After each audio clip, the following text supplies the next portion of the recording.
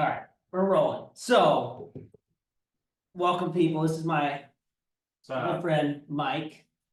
Probably, I mean, you have fucking punk rock tattoos, lyrics, everything. So you're probably more punk. Probably one of the people that are more into punk rock than probably I know. Besides like maybe Pete and a few other people that still like it today too. I knew a lot of people that like punk but grew out of it and shit. And so we just listened to We Threw Gasoline on the Fire, and now we have Stumps for Arms and No Eyebrows, which is the full title, but it's more importantly, it was the first song on Punk-O-Rama Volume 3, which It was my first Punk-O-Rama song. Well, no, it was my first Punk-O-Rama song, but it was also the first Punk-O-Rama I ever listened to. And it blew me away. Like the minute the song started playing, I knew like this was my calling. I don't know if it's like calling in life, but I just knew this was my thing and this is what I belonged to, and it was just a good time. But and it brought me back to a time where I was in high school and I really didn't have any friends. And there's this kid named Charlie, and I don't even know if I don't even know if he listens to punk anymore. I haven't talked to him in fucking forever. But anyway, I listened to a lot of it was grunge bands like Alice in Chains, Nirvana, Pearl Jam. great bands. Yeah, Rage Against the Machine. You know, some was popular at the time. And he told me my music sucked, and it pissed me off. But I was like, I don't have any friends, so I just kind of kept that to myself. And then he told me he stole it, and for some fucking reason, I'm like 15 years old, and I was like, this guy's the coolest guy ever. He fucking stole a CD, which is kind of fucked up because it was probably at like an independent record store. Stealing a punk Like, CD. it's kind of, I don't know, but Makes sense though. but yeah, he like changed my fucking life. And then So were you like a freshman? I was a sophomore. You're a sophomore at this time, okay. And that was like your first introduction to, well, I guess you heard probably some like pop punk on the radio. Yeah, I heard some Green Day before this, and I heard some Bad Religion. But this is like most of the bands that I listened to were all grunge bands. Mhm. So I didn't really listen to punk exclusively. Yeah. Same here. I mean, my first kind of similar. I guess I started getting, I didn't really know what punk was of it. So I was, from like 6th grade, 7th grade, it was whatever was kind of like on the radio, but it was like a lot of like rap versus rock. And the rock at the time was this like 90s new metal, Korn, and Rage, fucking like a lot of like more metally stuff. And then like there was some fun shit too, like Link or Sum 41, Green Day. I don't think Sum 41 was really out then yet, but I liked their shit a lot. And then that got me really into like the Pistols, because when I'd go on the family computer I'd search and about punk, and usually what would pop up about punk rock was like Sex Pistols, The Clash, and I got really into the Pistols, but it was kind of hard to find anything, especially with everything being underground. So my first big Punk-O-Rama, which got me into everything with Punk-O-Rama 5, but then that one was given to me, Punk-O-Rama 5, but then this was the first one I went out and bought like probably 2 weeks after the Punk-O-Rama 5 I got. Right, this one fucking, something about that first song. So let's talk more about like first of all, I mean, what do you think do you remember reading the title? I guess when you first heard the song or read the title, like what do you remember? Like, what do you remember like hearing the first song? Do you remember where you were? Or, like, Yeah, I went home and I was like, I'll give it a shot. And I went home and I just put it into my CD player at the time and just was in my room listening to it. And I just listened to the whole thing. It was just very catchy, and there was a lot of other songs on there that I liked. I liked Wake Up by Pennywise and Gotta Go and World's on Heroin. Oh, Oscar. I really like that fucking All Right song by Oscar. We'll talk that about was that. fucking good. Ever Ready by H2O. Let's be real. The whole fucking the Punk-O, and this is how I felt about 5 too, is when I got the Punk-O-Ramas. First of all, it's all by basically bands that were on Epitaph, or they're like sister company like Hellcat Records, maybe some fat, but it was mostly all on Epitaph, which was started by Brett Gurritz of Bad Religion. And kind of going into this song a little bit, the fact that they never chose to fucking like sell out. Like if bands want to put their stuff on radio, whatever, like they would like they didn't really judge too much. Like that's really odd. I mean, so many bands got their start from fucking Epitaph. It was L7. If people remember L7, Pretend You're Dead, they started off on Epitaph Records, The Offspring. They got their start on this label as well. And then NOFX, right? And this song, I'll read the lyrics about it. We can talk a little bit more about it. But one of the things I noticed me on this song, I don't know if it caught you, like when you first hear the song, even when I was like young in high school, you could feel that nostalgia, right? Like the freaking the way the guitar comes in, and a lot of lyrics he says, like he said, remember the old band, and we'll read the lyrics stuff, but you could tell it was about something that seemed really important. And I don't think I quite understood what it was, but it sounded like it really meant something to him, and it sounded really good. And then at the end, like, who the fuck's Tim? I didn't know who Tim was. Did you feel that nostalgicness of it? Yeah, I don't. It to me, I don't know if this is wrong. But it seems like he doesn't. Does he not want to go back to that era? Yeah, so Like he says, let's read the lyrics because it's kind of hard, especially when he says something about. Yeah. Go ahead. No, so when this song comes out, what I was gonna say, it's hard for a couple of years, you don't know anything about it. So this was supposed to have gone on the album, So Long and Thanks for All the Shoes. Didn't make it.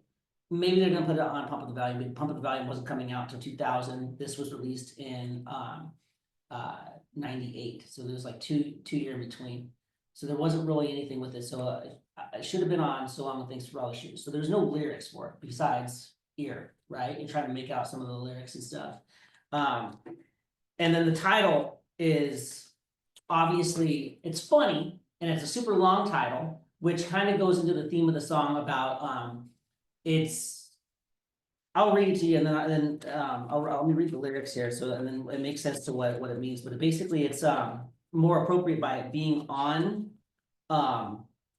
Epitaph as well, which is like an indie label and shit, because it's about the music industry. And at the time, this is when pop punk started with bands in 98. This is when Blink-182 started exploding, fucking Green Day got their revival, Sum 41. So a bunch of pop punk bands started getting real popular. Pop punk started hitting the mainstream, right?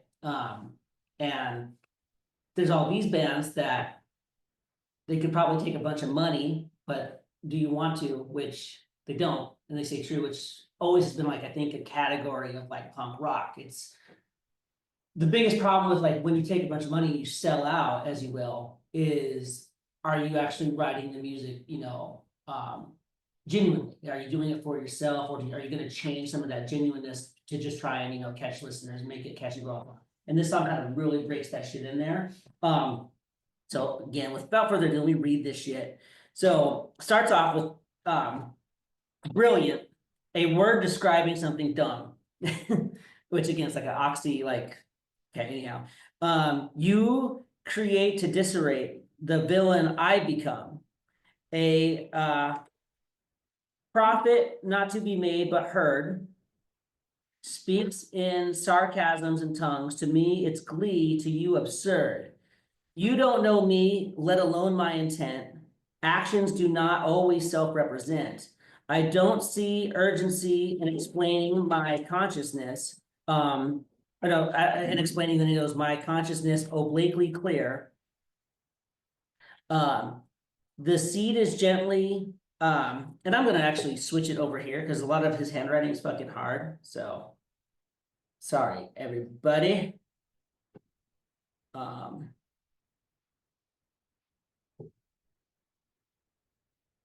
We cut it right back to where it was because it's all on the. So you had to wait years later. They finally throw it on the record. 45 or 46 songs that weren't good enough to go on our other records. Again, these great fucking like titles too. I remember being in a record store and they're like, "Hey, can we help you find anything?" I'm like, "Yeah, I'm looking for NOFX." Like, "Oh, what's the album?" It's called 45 or 46 songs. And they're looking at me like I'm a fucking idiot. I like the Stop Fucking My Mom, or one of them was Stop Fucking My Mom on that. My name's Bud, right? Yeah.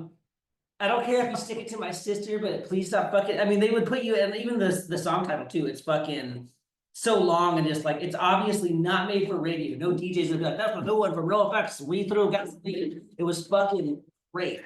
All right, so let me get you where I can read the lyrics a little more clear. So yeah, I'll start from that first, like stanza. Prophet not to be ever heard. Okay, to me it's plain you absurd. Okay, boom. The seed is gently sown back to Mother Earth. The flower blooms, repellent fumes, the miracle rebirth. A cynic in the search of something more. The fragrant air cannot compare to what it was before. Before what it was the great before. Remember the good old days. Remember the sound. Remember the sweet mustiness underground. No, I don't feel the need for reliving. Some things are better off dead. Which that whole like little part, remember hearing, especially with how the guitar goes and stuff, it feels fucking nostalgic, right? And then never thought the furnace was gonna burn us. We worked the bellows for so long. The comfort of the fire appetized us. Looks like we burned ourselves alive. And then we remember the old band. We filled ears with pain. Nothing to lose, there was nothing to gain. I don't miss my span of attention. I do miss my old friend Tim. So then when you finally kind of can put it together, it's like you said, it's kind of you know, going talking to me like a Johnny Music, there's that beauty, I guess, like in the flaw to where like, yeah, he doesn't, there's obviously a very trueness about it. Staying true, not selling out. And the idea of the song title too is they caused their own problem because yeah, they're sitting back. NOFX was notorious at this time for choosing not to make music videos, not to go on MTV, on the album, so long that things throw the shoes. They even stopped doing interviews. They stopped all that shit. And maybe the title is like we threw gasoline on the fire. Now we're fucked because they could have probably taken a lot of money, right? But it's like the whole essence of punk rock, man. It was you don't sell out, you just stay true to yourself. Don't need to relive these old days because yeah, they weren't probably very polished, they weren't good. There's a lot of mistakes that came through it.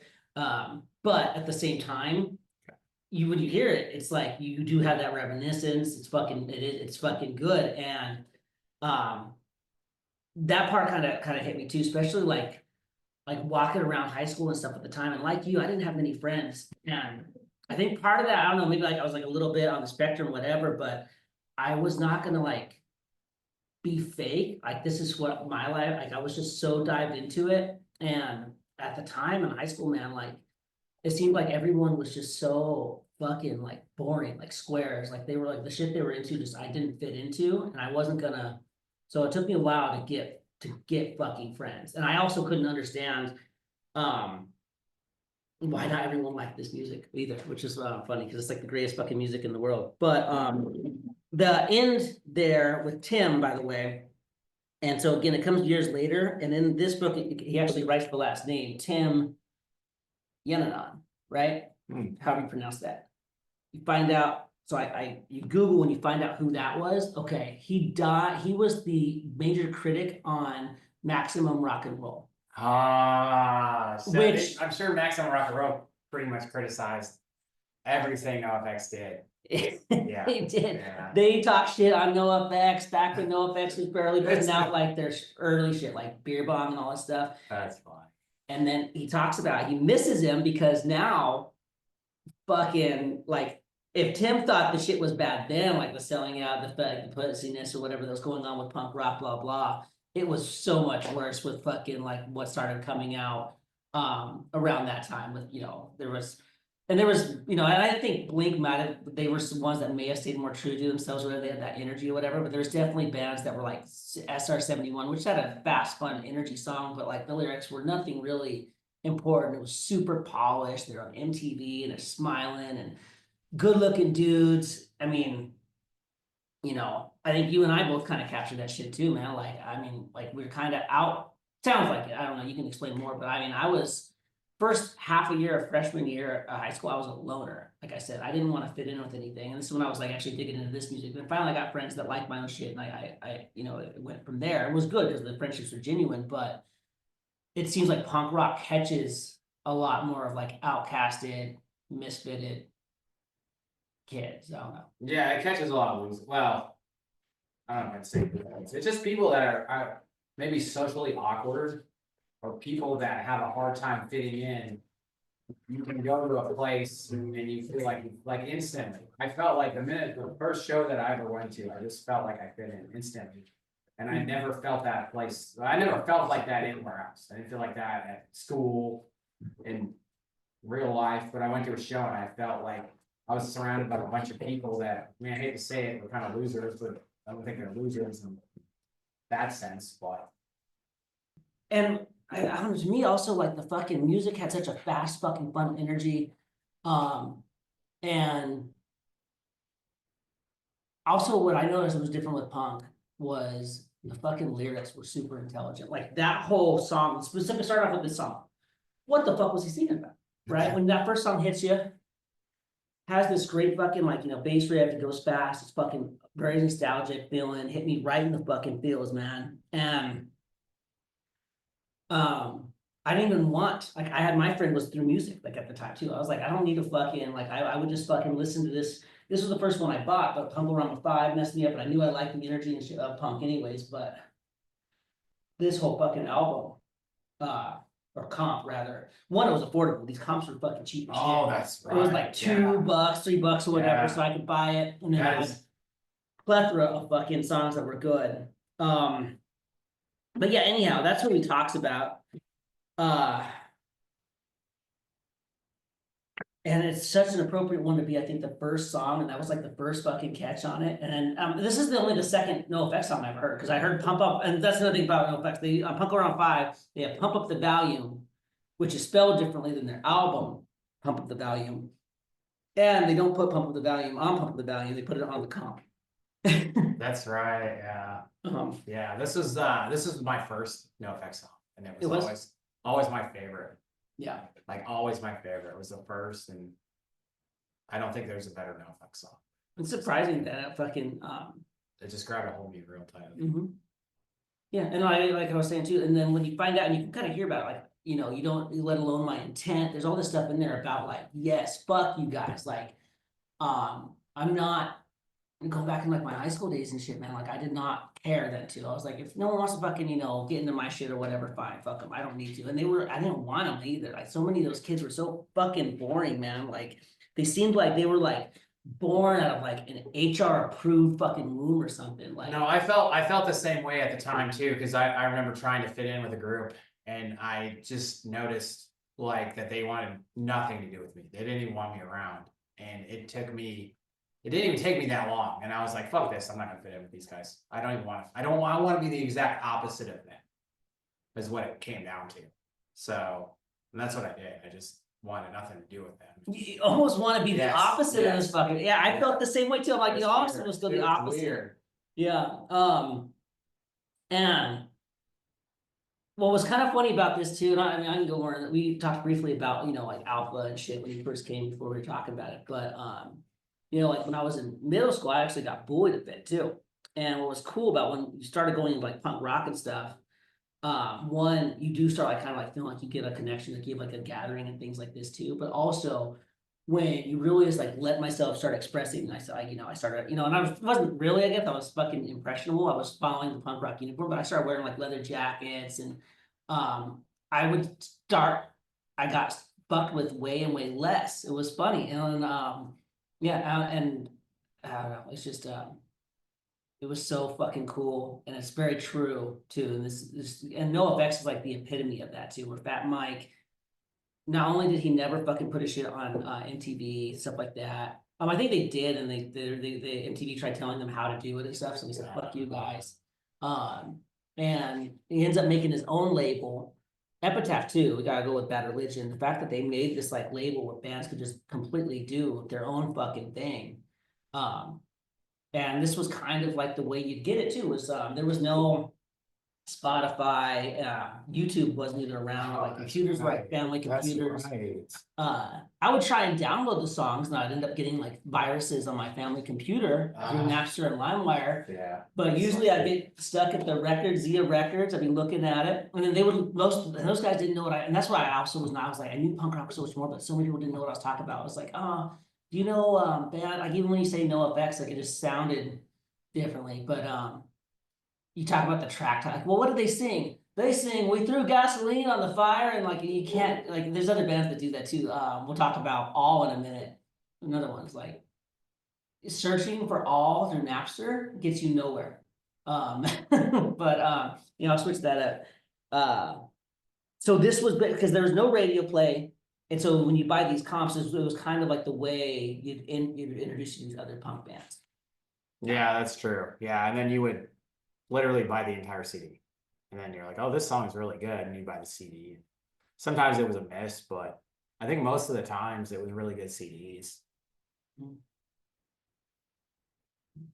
Yeah, that was the thing too. Like NOFX, like I don't think they put out a bad record. There's very seldom was there bad records, and that was the thing too with like your friend was pretty much right that those bands suck. They don't suck. I mean, looking at it now, they were good. And they had their rights, but it was true though. Like you fucking would like one of the pop bands that I remember that when I was like young, I was like fifth, sixth grade, and it was Eve 6. It caught me in. That song was a good song, but then when you listen to the album, there's no other songs like that on the album. It was like a bait and switch kind of feel. I don't know. Like the band One Hit Wonder.